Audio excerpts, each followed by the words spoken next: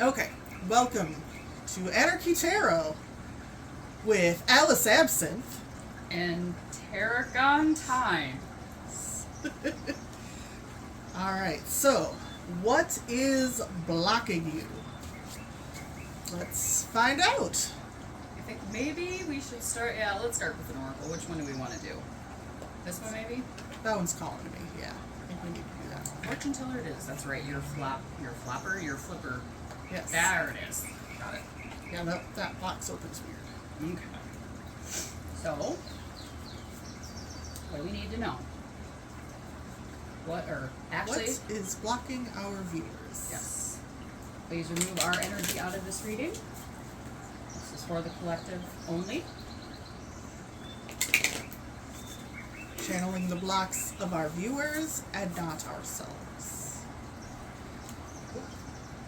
All right.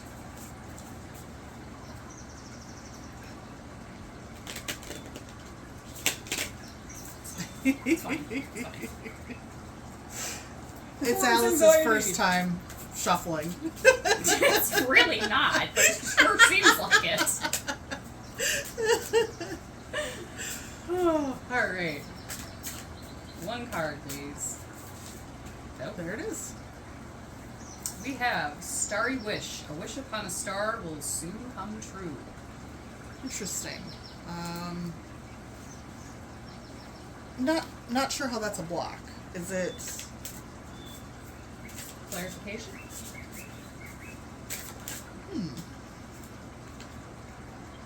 Prosperous times ahead. A time of great prosperity is on the horizon. Interesting. Let's grab the book. All right.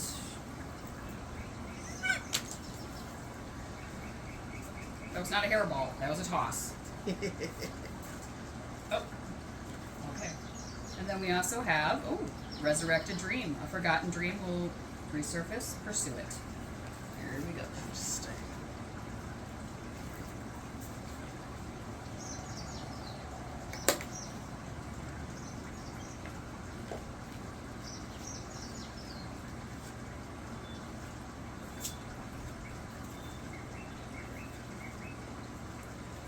So, I'm feeling like it's telling us that what you want, you don't have yet. Your block is that you're focusing on something. But it's the wrong something.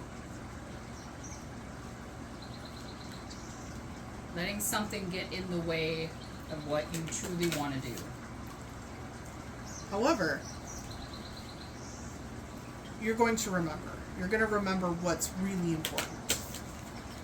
And once you do, I think that the wish, the prosperous times, will follow.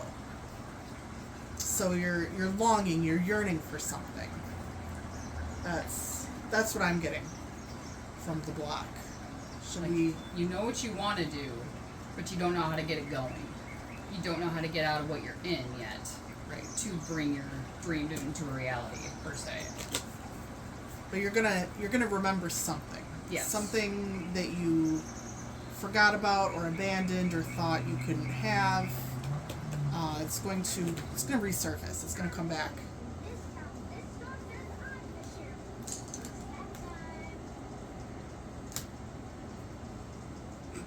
Well, it wasn't a phone call this time, but hey. Right. Thanks for the Toy Story interruption. Toy Story interruption. Oh, now we're going to get sued. Whatever. Copyright infringement. Alright. Let's get a crystal card Yes. to go along with that. See if that'll help out a little bit.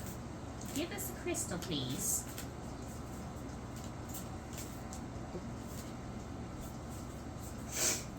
Just one. One card. Pretty please. Cream and sugar on top.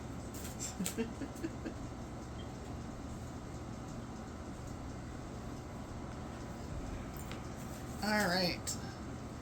First, the fire.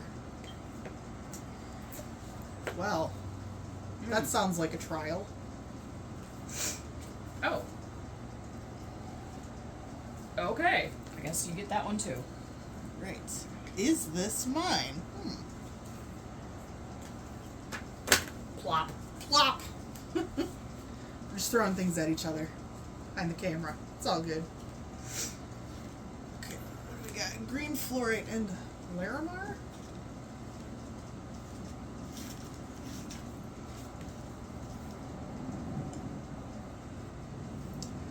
When emotions wash over you, Green Fluorite wants you to ask, is this mine? When you feel ill or in pain, Green Fluorite gives the same directive.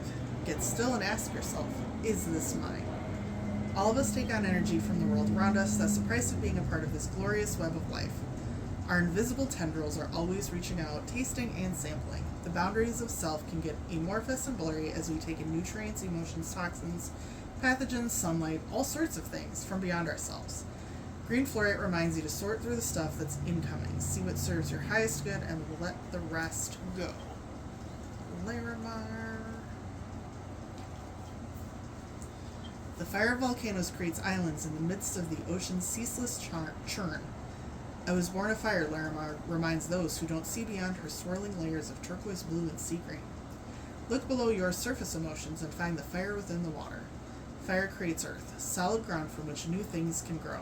When you're drowning, or simply ready to claim your own space, a place to make a stand, or a private island paradise, Larimar will help you find your core fire, the values that ground you. And Larimar counsels, when you can't fathom the motives of the people around you, look beyond their water to see their fire. This is where you'll find true understanding. Alright, so this one, I think, kind of goes like, oops, oh my goodness, with this. You know, this thing that you want, that you've been yearning for. You have to ask yourself, do I really want it? Is this really meant for me? Do I care? And, you know, just like sit with that. Let the answer come to you. Look within. This is finding your passion. You know, what drives you, what motivates you, what creates your spark. And I think that relates a lot to this resurrected dream. Basically, you're about to do a 180. You know, this is like, you're going to abandon what doesn't actually serve you. You don't actually want it. You just think you want it, or maybe you really do want it, but you don't really need it, and now isn't really a good time. So you're just going to kind of let all that go and find the thing that sparks you and go for that. You know, most likely some sort of, you know, thing that you used to want, or, you know, something like that. And maybe some passion that you used to have, a hobby, who knows? Some type of craft that you could even turn into a business. Right. Maybe you make things, but yeah. Right. You know, maybe not even a business. Maybe you just pick the hobby back up because you loved it and you don't even know why you stopped. And you're gonna go back into that, and you're gonna kind of like find a piece of yourself again, a piece that you sort of forgot about. It'll most likely jog your memory as to what you want to do as far as anything in the future, be it career or whatnot. Alright. Let's throw down a few tarot cards.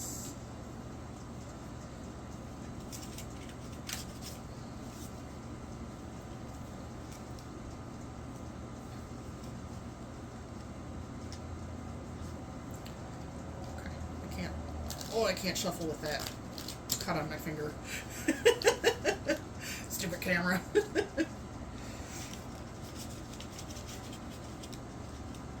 Alright, so what kind of direction or advice can we give those seeking to reclaim that piece of themselves, to find their new/old path?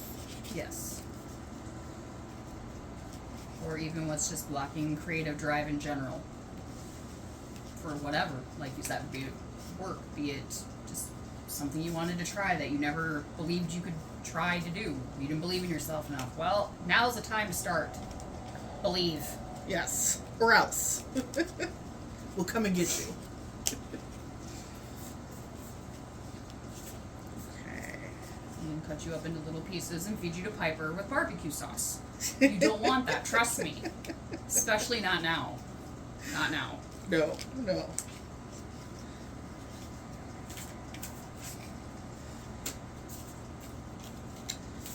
Alright. Some guidance.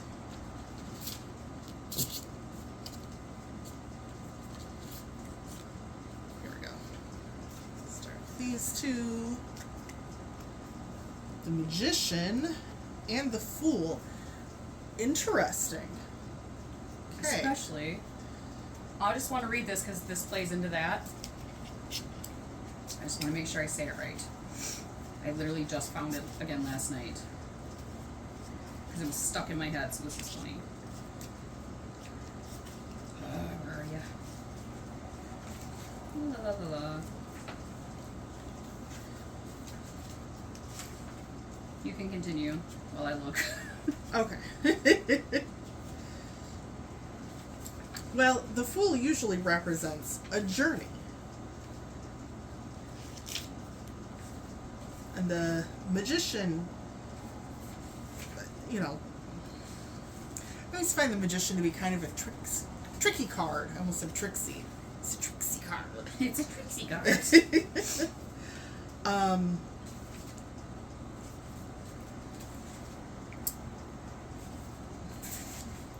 But the Magician, you know, it's like miracles, manifestation, powerful works, you know, things that are like amazing and magical.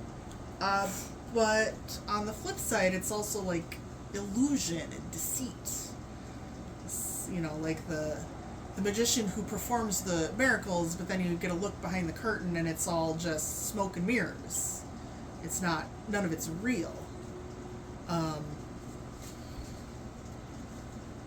I feel like, you know, since the Fool is like a journey that can be like discovering, so maybe you're gonna see, yeah, I feel like this is you seeing through to behind the curtain to see what is real and what is illusion. That works for me. Let's see. Let's pull another card. Ooh. I guess the advice there would be to, you know, do the work, do the looking, use your eyes, your ears, your senses to suss out what is and what isn't. And it's, you know, probably going to take a while, but things worth doing often do. Where are you? I know I wrote you in here. No, I didn't.